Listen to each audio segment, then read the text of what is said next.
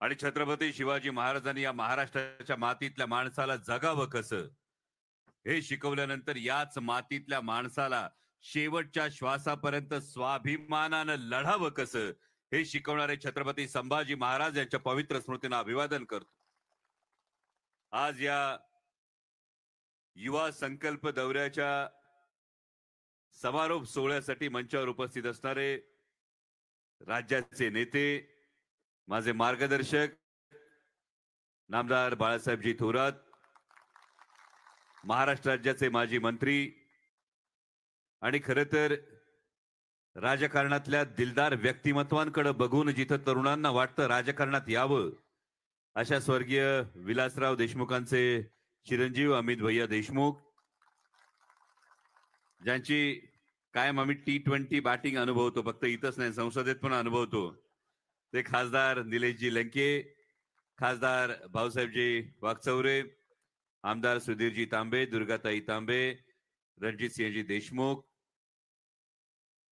रामोशी समाजाचे नेते वसंतरावजी चव्हाण आणि खरं तर ज्यांच्या नेतृत्वानं गेल्या काही दिवसांमध्ये तब्बल 145 गावं तुम्ही पिंजून काढलीत, 500 किलोमीटरचा प्रवास केलात आणि एक स्वाभिमानाचं स्फुल्लिंग चेतवलं, त्या आमच्या भगिनी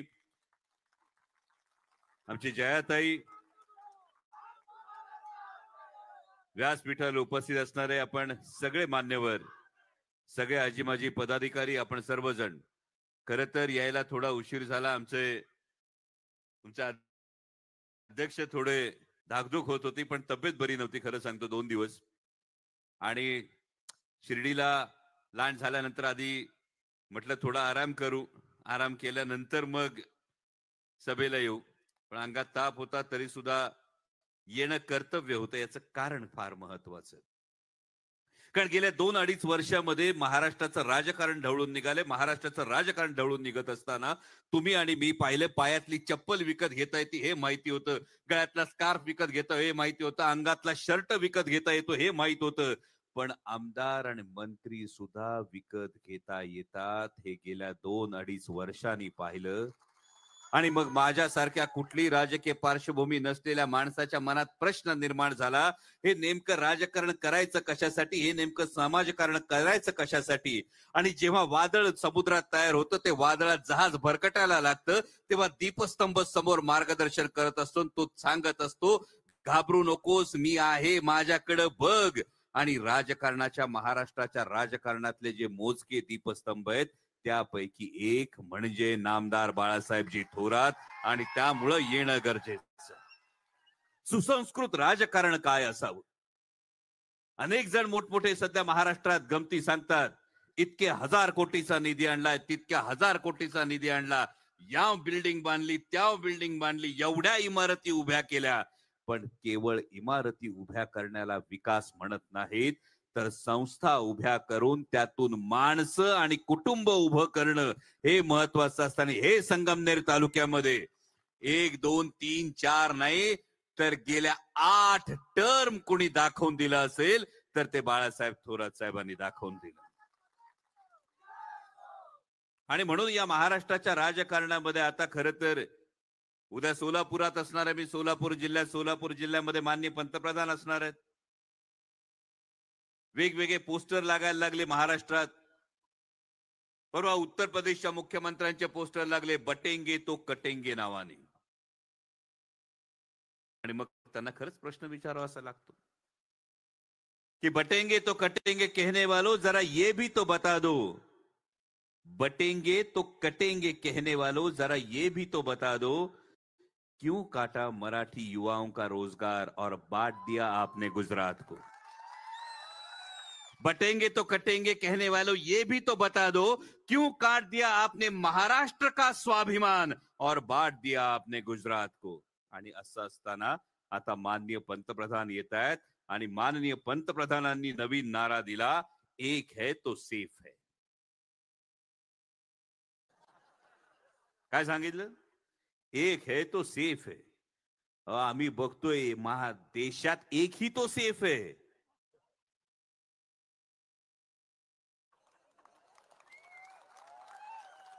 म्हणजे माननीय राहुलजी गांधींनी सांगितलं होतं संसदेमध्ये की हम दो हमारे दो की सरकार, म्हणजे दोन उद्योगपती आणि दोन नेते यांच्या सरकार. आणि आता माननीय पंतप्रधान म्हणतात एक ही तो सेफ है. आणि मग प्रश्न पडतो की विविधतेत एकता मांडणाऱ्या आमच्या 18 पगड जाती असतील, 12 बलुतेदार असतील, 16 अलुतेदार असतील, यांच्या सगळ्यांच्या अस्तित्वाला एका गाठोड्यात गुंडाळायचं, त्याला धर्माचं नाव लिहायचं आणि धर्माचं नाव लिहिल्यानंतर मोजक्यांच्या हातात सगळ्या देशाचा कारभार सोपवायचं हे कुठवर चालणार? आज भारतीय जनता पक्षाने जाहीरनामा प्रकाशित केला. मला पत्रकार बांधवांनी विचारलं की या जाहीरनाम्याविषयी तुमचं मत काय? मी म्हणलं लय भारी माणूस नेमलाय बाबा, निवडलाय. ज्यांच्या हातून जाहीरनामा प्रकाशित केला माणूसच भारी निवडला.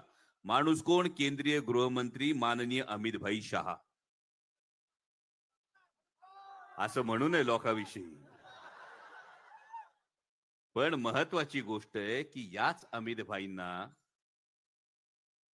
आम्ही 2014च्या निवडणुकीनंतर 15 लाख तो चुनावी जुमला था असं म्हणताना जर ऐकलं असेल तर 15 लाख चुनावी जुमला था. म्हणजे माझ्या माता भगिनी इथं बसल्यात, माझ्या माता भगिनीने तर मागे लाडकी बहीण योजना सुरू झाली तेव्हाच प्रश्न पडला. कारण मुळात योजना आली कुठून? तर लोकसभेला मतांची झाली कडकी, तेव्हा विधानसभेच्या आधी बहीण झाली होती लाडकी.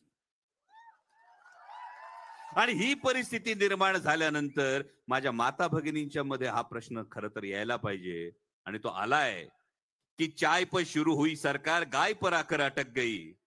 चाय पर शुरू हुई सरकार गाय पर आकर अटक गई. बात तो हुई थी 15 लाख की, 1500 में कैसे सिमट गई?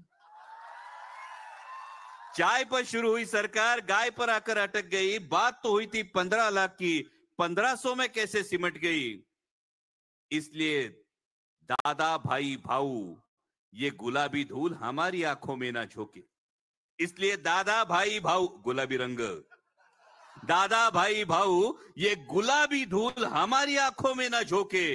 आपको गद्दारी के लिए 50 खोके और लाडली बहना सिर्फ 1500 में ओके.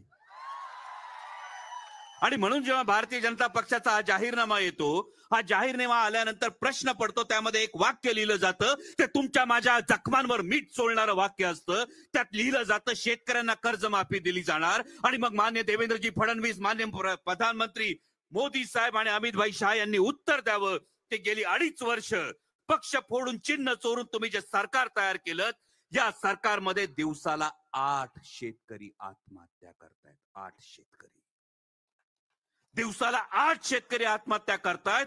महिन्याला 200 ते 250 शेतकऱ्यांच्या घरी या आत्महत्या होत आहेत. आणि या आत्महत्या होत असताना तुम्ही तोंड वर करून आता सांगता आता कर्जमाफी करतो. मग कशासाठी केलं होतं 2.5 वर्षापूर्वी हे सरकार? कशासाठी पक्ष फोडले होते? कशासाठी चिन्ह पळवली होती? कशासाठी सरकार स्थापन केलं होतं? हे सरकार केल्यानंतर जर 8 शेतकरी दिवसाला, विचार करा, दिवसाला जर महाराष्ट्रामध्ये 8 शेतकऱ्यांच्या घरात जर तिरडी उचलावी लागत असेल, 8 शेतकऱ्यांच्या जर अग्निसंस्कार करावा लागत असेल, 8 शेतकरी आत्महत्या करत असतील, तर मग या सरकारला नैतिक अधिकार उरतो का सत्तेत राहण्याचा? हा प्रश्न निर्माण होतो. वर सांगितलं जातं काही जीवनावश्यक वस्तूंचे भाव आम्ही स्थिर ठेवणार. माझ्या माता भगिनीने आत्ताच दिवाळी केली असेल, केली ना? करंजा करताना दिल्या ना सरकारला शिव्या, खोबरं 140चं 280 झालं. आमचे दाजी सांगत होते बाई शंकरपाळ्या तळ, आणि बाई सांगत होती आहो तेलाचा डबा वाढलाय 300, त्याचं काय करू? हे जेव्हा गोष्टी होत होत्या तेव्हा आठवा 2014ला आत्ताचे अर्धे उपमुख्यमंत्री देवेंद्रजी फडणवीस गळ्यात टाळ घालून टाळ कुटत फिरत होते. सोयाबीनला 7,000 भाव दिला पाहिजे, आठवतोय? सोयाबीनला 7,000चा भाव दिला पाहिजे म्हणून जेव्हा हे फिरत होते, 2014 ते 2024 पेट्रोल वाढलं दुपटीनी, डिझेल वाढलं दुपटीनी, खतं वाढली तिपटीनी, 450ची बॅग गेली आता 1700 वर. आणि सोयाबीन किती? 7,000च्या ऐवजी 3200, 3,000. आणि मग हा प्रश्न विचारावा असा वाटतो की कशासाठी निर्माण केलं होतं पक्ष फोडून चिन्ह पळवून तुम्ही सरकार. आणि म्हणून जी महाविकास आघाडीची पंचसूत्री आहे तुमच्यापर्यंत पोहोचली. इथं फक्त लोकसभेला बहीण झाली म्हणजे लोकसभेला मतांची झाली कडकी सारखा विषय नाही. इथं महालक्ष्मी योजना आहे. म्हणजे माता भगिनीला केवळ लाडकी म्हणायचं नाही, ती सुरक्षित व्हावी यासाठी शक्ती कायद्याची अंमलबजावणी आहे. माझी जर कन्या जन्माला आली तर तिच्या नावाने डिपॉझिट ठेवून ती 18 वर्षाची होईल तेव्हा तिला 1,00,000 रुपये मिळणारी योजना आहे. माझ्या माता भगिनींना वर्षाला 6 गॅस सिलेंडर मोफत मिळत असताना दर महिन्याला अकाउंटला 3,000 रुपये येणार आहेत. याला सक्षम योजना म्हणतात, जी महाविकास आघाडीची. दुसरी फार महत्वाची गोष्ट आहे. ही दुसरी गोष्ट आहे, शेतकऱ्यांना 3 लाखापर्यंतची कर्जमाफी आहे. 3 लाखापर्यंतची कर्जमाफी होत असताना त्यांच्या शेतमालाला हमीभाव मिळण्याची गॅरंटी आहे. तिसरी गोष्ट रोजगाराची. आज भारतीय जनता पक्षाने सांगताना सांगितलं 25 लाख रोजगार निर्माण करणार. वाचलं का? मला कळना झालंय नेमका प्रॉब्लेम हाय कुठे यांचा. कारण माननीय मोदीजींनी सांगितलं होतं हर साल. लक्षात आहे ना? नक्की. म्हणजे वर्षाला 2 कोटी रोजगार देणार हे माननीय पंतप्रधानांनी सांगितलं होतं. आज महाराष्ट्रामध्ये भारतीय जनता पक्ष जर सांगत असेल की आम्ही 25 लाख रोजगार निर्माण करणार, तर कधीतरी माननीय देवेंद्रजी फडणवीसांनी याचंही उत्तर द्यावं की वेदांता फॉक्सकॉन गेला, बल्क ट्रक पार्क गेला, टाटा एअरबस गेला, एवढे प्रोजेक्ट गेले, तेव्हा आमच्या तरुणांच्या हातातोंडचा रोजगार तुम्ही हिरावून नेत होतात. त्याच्या बदल्यात कुठला प्रोजेक्ट तुमच्या पप्पांनी परत महाराष्ट्रात पाठवला याचं एकदा तरी उत्तर द्या. आणि म्हणून महाविकास आघाडीच्या माध्यमातून आधी 2.5 लाख रोजगार पहिल्या 100 दिवसात आणि 12.5 लाख रोजगार हे पुढच्या 5 वर्षात तयार केले जातील. चौथी गोष्ट फार महत्वाची आहे. माणूस हॉस्पिटलमध्ये ऍडमिट होतो, हॉस्पिटलमध्ये आपल्या घरचं कोणी ऍडमिट झालं की हॉस्पिटलची बिलं वाढत जातात. ही बिलं वाढत असताना अनेकदा पोरांच्या शिक्षणासाठी, लेकी बाळींच्या लग्नासाठी ठेवलेला जे काही पुंजी जमा केलेली असते ही पुंजी द्यावी लागते. कधी नातेवाईकांना फोन करावे लागतात, पै पाहुण्यांकडे हात पसरावे लागतात. ही वेळ तुमच्यावर येऊ नये म्हणून महाविकास आघाडी सरकारनं प्रत्येक कुटुंबाला 25 लाख रुपयांचा हा आरोग्य विमा देण्याचं ठरवलेलं आहे. आणि जी 5वी महत्वाची गोष्ट आहे, आज महाराष्ट्रामध्ये देशामध्ये वेगवेगळे समाज आपल्या हक्कांसाठी लढतायत, न्याय्य हक्क मागतायत. मराठा समाज असेल, धनगर समाज असेल, आमचा आदिवासी समाज असेल, आमचा ओबीसी समाज असेल, प्रत्येक समाजाची वेगळी मागणी आहे.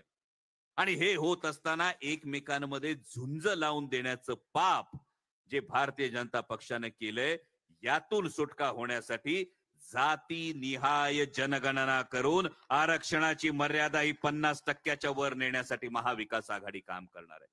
आणि या पंचसूत्रीसाठी माझी तुम्हाला सगळ्यांना कळकळीची विनंती. संगमनेर तालुक्याला वेगळं सांगायची गरज नाही, बरोबर? बरोबर ना? कारण कधी कधी काही उपद्व्यापी बालका आपण कडेवर घेतो.